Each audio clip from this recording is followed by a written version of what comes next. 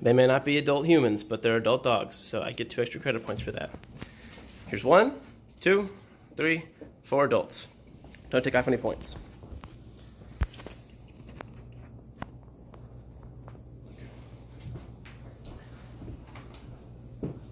Hi, I'm Keith DeSandro, and I will be presenting my argument, my take, my adoration for Nintendo Entertainment System Company. They've been around since the 1800s, and since then they've revolutionized so many things about everything that we do in life. They used to be crowned the king of gaming. When the Nintendo Entertainment System launched in the 1980s, it changed everything for everyone. Now, the Nintendo Switch still does much of what they used to do, but I believe that the next console needs a small nudge from the fan base to get the company as a whole to do what it should. The main key points that I will be addressing are hardware, that Nintendo should focus more so than they have in the past at upgrading, the online integration system, where as much as we love couch co-op, I believe that the fan base has felt the company could usher towards more strong connections with faster everything for everyone. We'll get into more about that later. And overall, more transparency and more paying attention and following suit with what the fan base would like. So, we first come to a picture of, it's essentially Super Smash Bros., but with a nice fan artistic sense. We have the Super Nintendo controller overarching everything. I think that this embodies everything that we love about Nintendo. They stick true to what they've built from the beginning, bringing it all the way to the present in the most modern, advanced, fantastically fun way they possibly can. I would also like to point out that much like they like to stick to what used to work, they are in their own bubble and need to not get distracted by the dogs. They need to follow suit with what their competitors are also doing, much like they love their own competition. They need to look into what everyone else is doing and pay attention to the entire market. As we consumers have, there has been an intentional negligence of what the rest of the market has been in the own executive chairs. So, where we used to be is not where we are now. Now we have the Nintendo Switch, where you can take modern gaming on the go with you. Much like Nintendo has always been the best, you need to stop. Much like Nintendo has always been the best at handheld gaming, they have always been trying to maintain their TV setting. This time, they brought all of that together. In 2017, the Nintendo Switch brought everyone to a grinding halt with their lives and stuck them, whether they were on the go or sitting on the couch, they were playing the same games as all their friends, and it's amazing. It's amazing what you have done as a corporation, Nintendo. However, there were certain consolidations that you took in 2017 that now that we're in 2020 and we're ushering into the newest 9th generation of consoles, that we're afraid these technical limitations will continue. Currently, if you want to get online, you're using an online service that we're paying slightly for. That's not the main thing. What I am talking about is the Ethernet connection and the overall hardware specs. This plastic container guy, he has no processing power. All he does is get the Switch connected to the TV, and I believe that if you are to be in handheld setting or TV setting, there could be a ramp up in power, or otherwise it's a more powerful way to get the connectivity going. We love the controllers, we love the portability. If you're going to go with one, we need either a stronger medium or a better separation of church and state, but handheld and console. One of the ways that I would like this to be established is multiple payments. Currently, you can pay for a month, 3 months, 12 months, or 12 months for a whole family. You notice these are very low price points. Worldwide, every other PlayStation Network, Xbox Live, in general, online subscription service is more expensive. You also get a better connection, better benefits for being a part of the subscription. I think that we need not entirely deviate from a cheaper alternative, but rather you can have an ad-based system so that those who want to keep the lower price can sit through an ad or two, or have a slightly less pure user interface integrated system, and those who want the stronger connection, those who don't want to deal with ads, have a more premium service that they can have. And while it would be very expensive to generate all new servers, the works, everything that goes into what it means to have stronger connection. You can now have monthly income, yearly income that offsets these costs.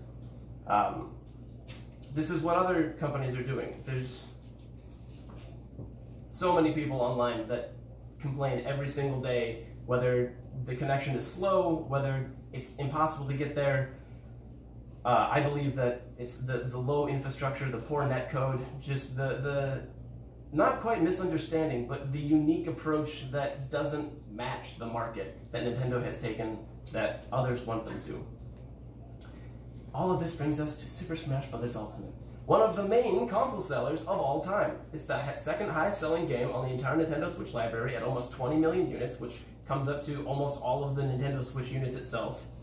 It's second only to the greatest Mario game, which we're not trying to offset that. What we are trying to say is games like Halo are the Xbox seller, and they really cater to that. What makes Halo great will make the Xbox great. That what makes Smash great should also make the Nintendo system on it great.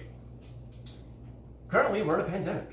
We are not able to play with our friends on Couch Co-op, and we're stuck in trying to do online. And any single Smash commentation about what's going on in the match always brings up how this match doesn't really count. This match is online. The connection isn't smooth. The characters are not able to perform as they should. Certain characters are way better, certain characters are way worse, and no one is nearly as happy as when they get to play with their friends. While the pandemic may be a temporary problem, we see the same problem every day with people day in and day out.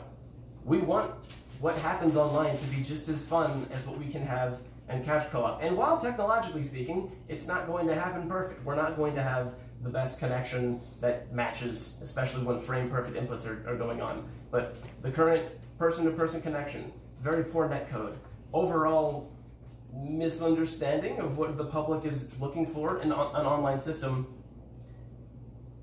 Every single character you see is beloved by all. We would like to see every aspect of Smash and every aspect of gaming to be as beloved as it can, rather than something that, if you look online, you will always see complaints, and you will always see wanting more. And I believe that one of the most successful, one of the greatest gaming companies of all time does have the resources. I just believe that a small nudge in that direction would get us closer to where we're trying to get to. From the very beginning, we have the Nintendo Entertainment System. It was simple, elegant. It brought everything that people thought they couldn't have in gaming to their own house. Then we went to the Super Nintendo, and largely it was just a technological upgrade, slightly more ergonomic controllers, a better processing system. Then we go to the Nintendo 64. Now you have an analog stick. Now, three-dimensional is part of what you can have in a two-dimensional screen. The way Super Mario 64 came on the forefront, nothing since has come even close except for some other Mario titles, because Nintendo is the revolutionary. Nintendo is the one that perfects the game. We go with the GameCube. Largely just a technical upgrade. We got the nice extra analog stick. We go with the Wii. We try to revolutionize, it's going to be called the Revolution at the time, with motion controls. And while that was selling like hotcakes at first, we quickly realized that the gimmick does not sell long term. The Wii U, people thought it was still going to be the same gimmick, while it has this amazing touchscreen that brings the attempt of what the Switch was doing with the portability into home console. We're close, didn't sell very well, honestly, an amazing console, some slight marketing mishaps, which we fixed with the Nintendo Switch. Full culmination of everything with a slight issue with hardware and some power. I believe that the next iteration can be much in the same direction. I don't know if we need to have the same asset connection to revolutionizing things, rather than taking similar to a Nintendo Entertainment to a Super Nintendo Entertainment, or a N64 to a GameCube.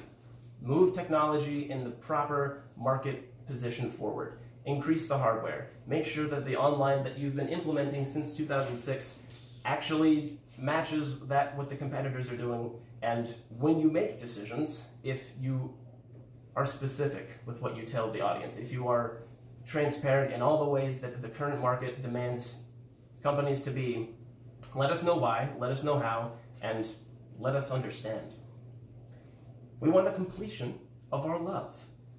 We always love what Nintendo has always stood for. We will always love what they continue to do, but we wish that we didn't have to complain so much. I love what Nintendo has been doing, and I think that these recommendations are not antithetical to what you were already going to do. I would just like to usher more focus on hardware integration, online integration, and making the fans that you love so happy. Thank you. Oh, sorry. Are there any questions? Why do you hate Nintendo? I do not hate Nintendo. When I have as much fun as I can with the system in one moment, I wish that I could have the same amount of fun when I see the competition being able to offer that experience. Is that what made you choose Nintendo over other systems? It is. I love Nintendo more than anything else, gaming-wise. And while Xbox and while PlayStation have what they can bring to the table, I think that they can keep being second place, third place, and first place can just achieve its previous glory days even more so.